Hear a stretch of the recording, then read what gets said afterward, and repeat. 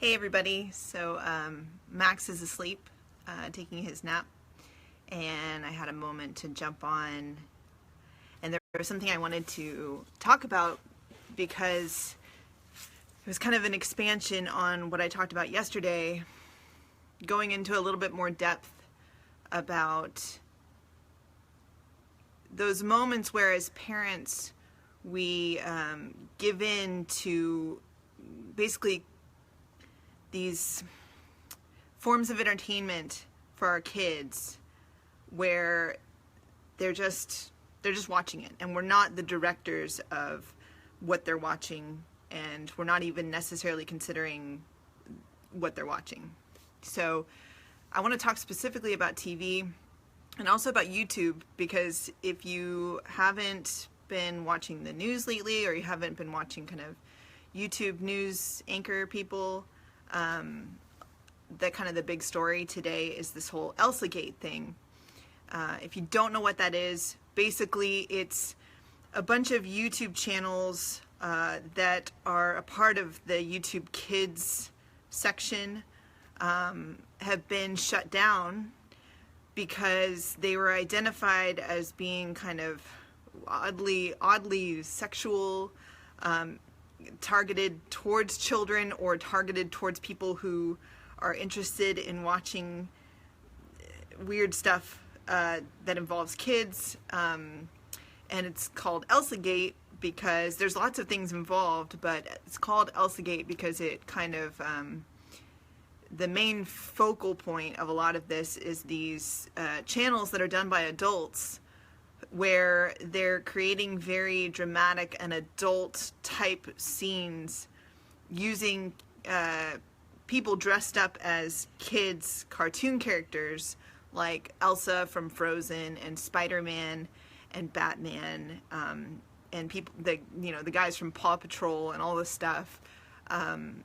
So they're using those characters to create these very dramatic live action scenes where there's some material involved in the scenes that a lot of parents are not happy about now that they're finding out that their kids are watching these episodes. And these channels were extremely popular on YouTube. They had millions and millions of views. Some people were questioning whether those views were being manipulated or something like that, because how could these things be so popular? But the reality is, kids have access to more and more when it comes to YouTube, and so they can just sit there and watch a lot of these videos. And that's not even some of that stuff was not even the darker side of a lot of this. I mean, you should go and investigate it. If you're a parent, you should be aware of what is available for your kids on YouTube.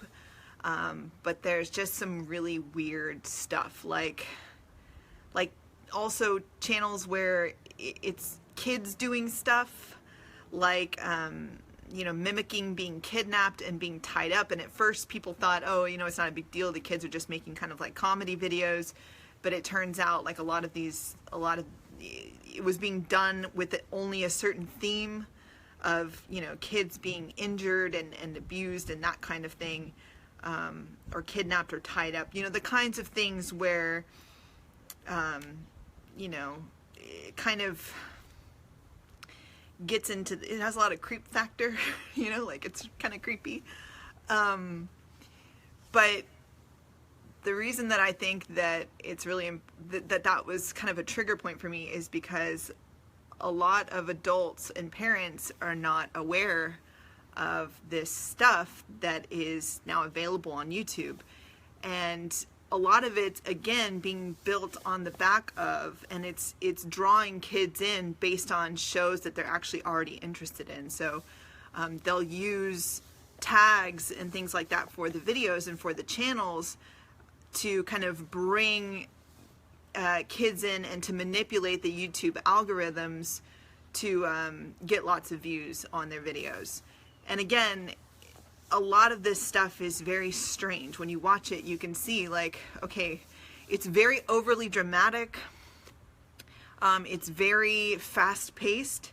It's very, they're very colorful. Some of these channels actually had animations, like I think Paw Patrol was one of them, where it was like animations so similar to the show Paw Patrol that you would think it was the actual show, but it's not. It was like some animation done by just a regular person, where they had some kind of, they had information where, as a parent, if you haven't discussed that with your, discussed these topics with your kid before, or you don't have the type of relationship with your kid where you can sit back and really discuss what's going on, or you're not watching the shows along with them and they're just happening to see this stuff because they're searching Paw Patrol, they're searching the things that they're interested in, and they come across this stuff.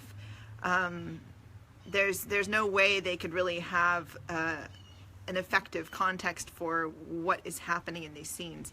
And the reason it was such a big deal in the news is because YouTube's filtering system was not catching these things. And on some of the channels where kids were involved and kids were creating, the comment sections of those videos were extreme. They, very weird, pedophilic type stuff, which, I mean, you would think that it could be filtered effectively, but YouTube is now coming out saying that they are shutting down a lot of these channels and that they are, they're working on it, basically.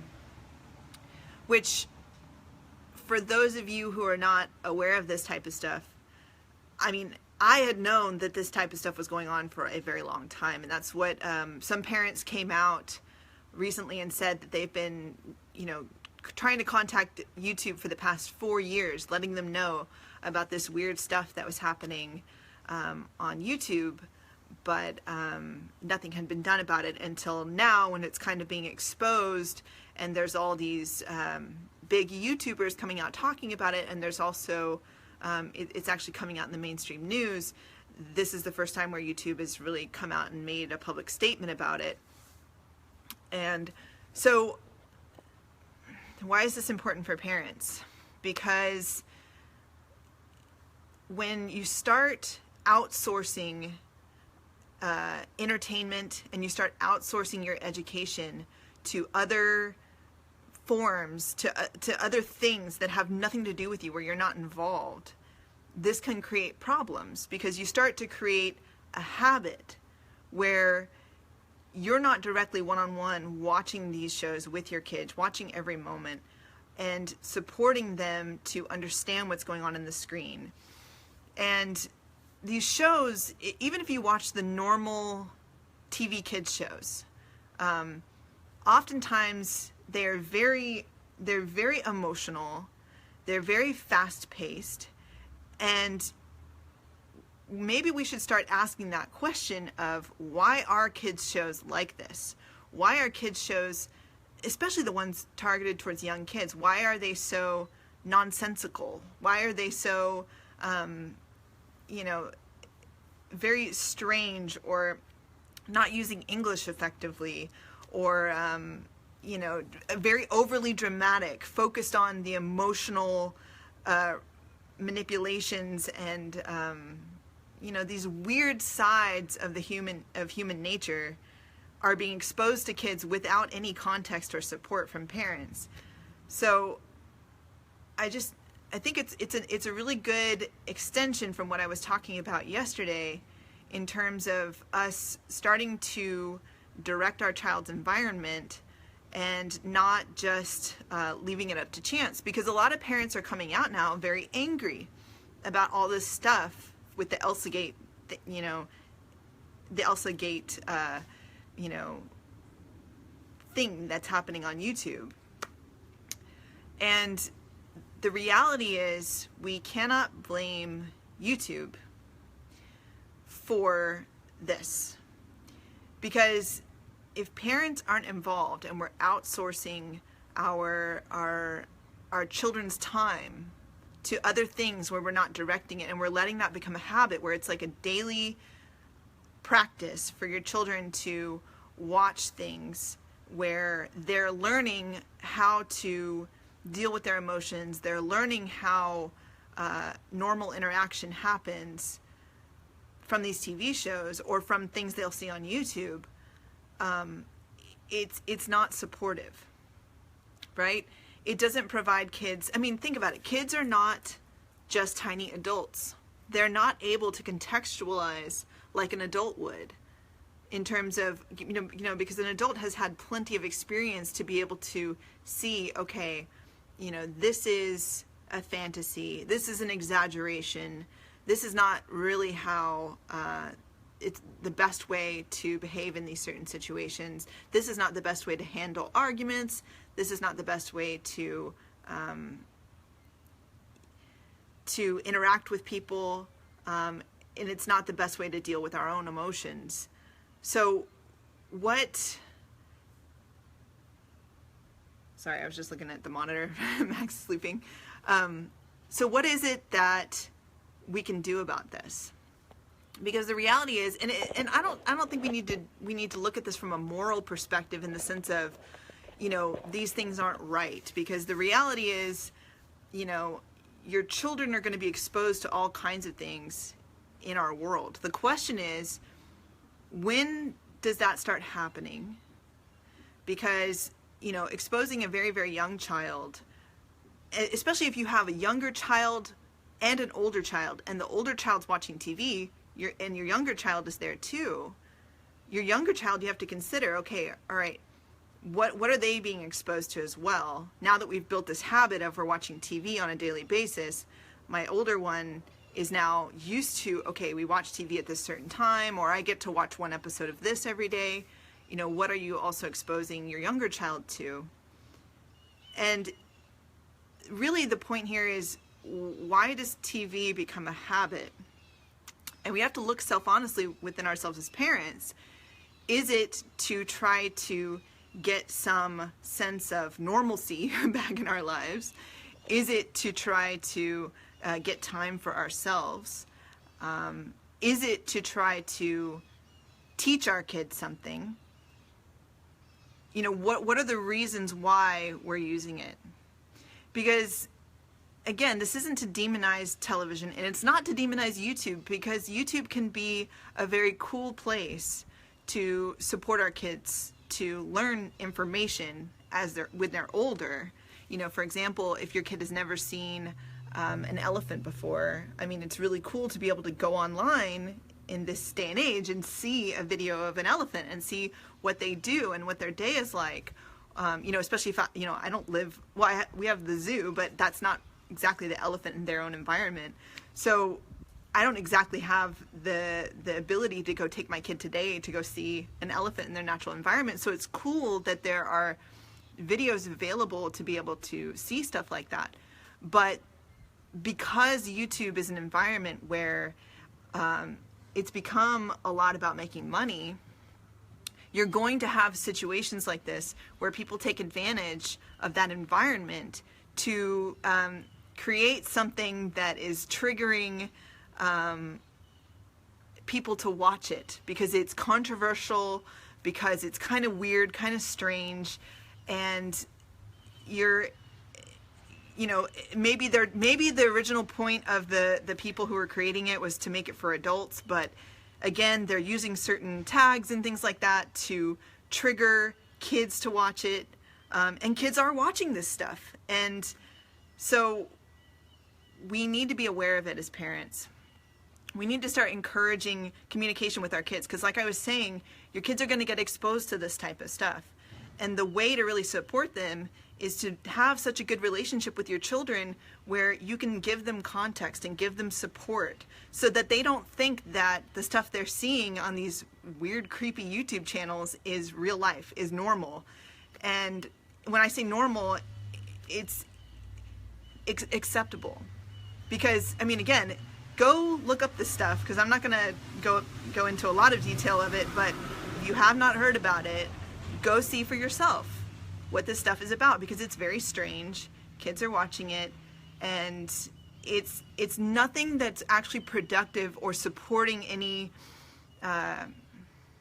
real in our reality. It's a lot of junk that is just pure entertainment, and now kids are being exposed to it.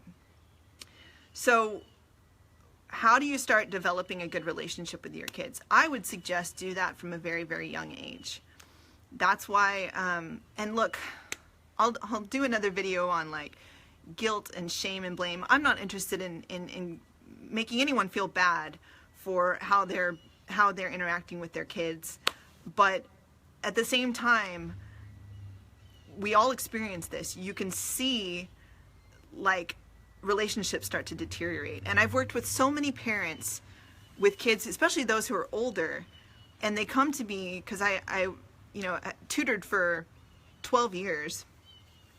And so I worked with a lot of kids, lots of different ages, but towards the end of my career, I worked with teenagers.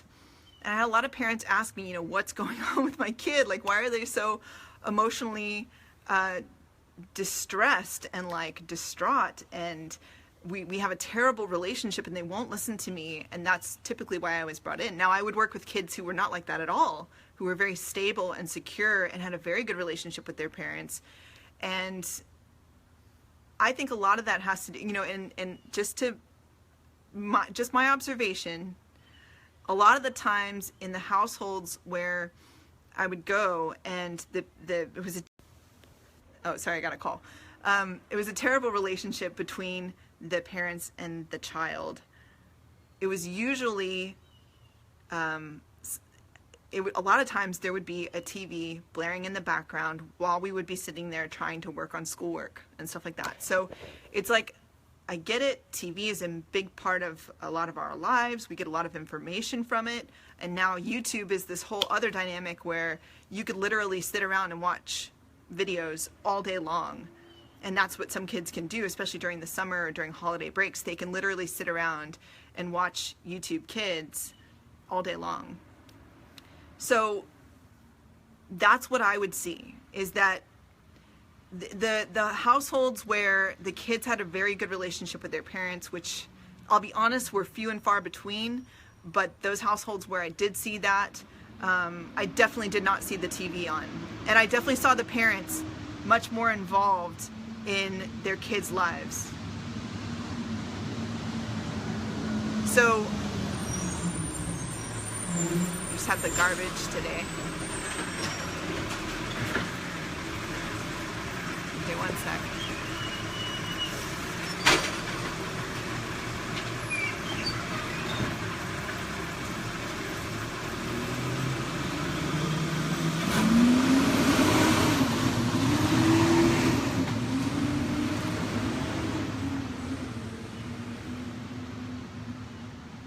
Okay, so the households where the parents had a really good relationship with their kids, the parents were much more involved. The parents were much more interested in what their kid was doing, and you could tell that that had started from a really young age.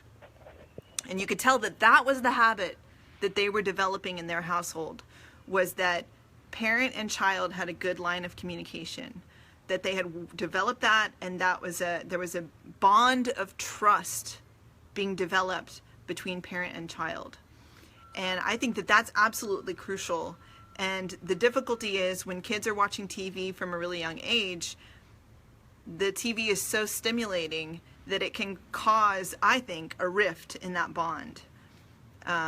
So maybe, and really, I'm not here to tell anyone what to do, but I'm just sharing my experience and sharing what I've seen, having been doing this for a very long time, of working with families and seeing that environment, and then also seeing what I want to do for my kid is really just spend every moment that I can when he's under 3 or really, young, to create a bond of trust, to create a point where anything that comes up in our environment that is confusing or out of context, or is the first thing that he's introduced to, I can be there to support him to be able to understand it if he can. I mean, right now he's not verbal, but as he becomes more and more verbal, we discuss things together. And I still discuss it, and I'll communicate with him when he's pre-verbal,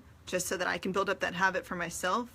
But I think that's really important, and I think that if parents start doing that, things like this Elsa Gate stuff will come to your attention because your kid will be telling you about it. If they see something like that on YouTube, they'll bring it up to you. They'll ask you, what's going on? What is this? Or I saw this, what do you think about it? And then you guys can discuss it together. So that's really what we want to start creating, is an environment where it's not about control, it's not about morality, it's about supporting kids to understand what's going on in this world, because there's lots of things that if parents don't provide context and support, they could accept as real or as normal or as, whatever. I don't want to say, well, it is kind of titillating in a certain sense. And then it's like that starts these sort of obsessive behaviors and this weird, again, go look at it for yourself, weird fetishisms that are just not productive and not supportive for anything that's really going on in this world, and it's just a fantasy. So let's support our kids now.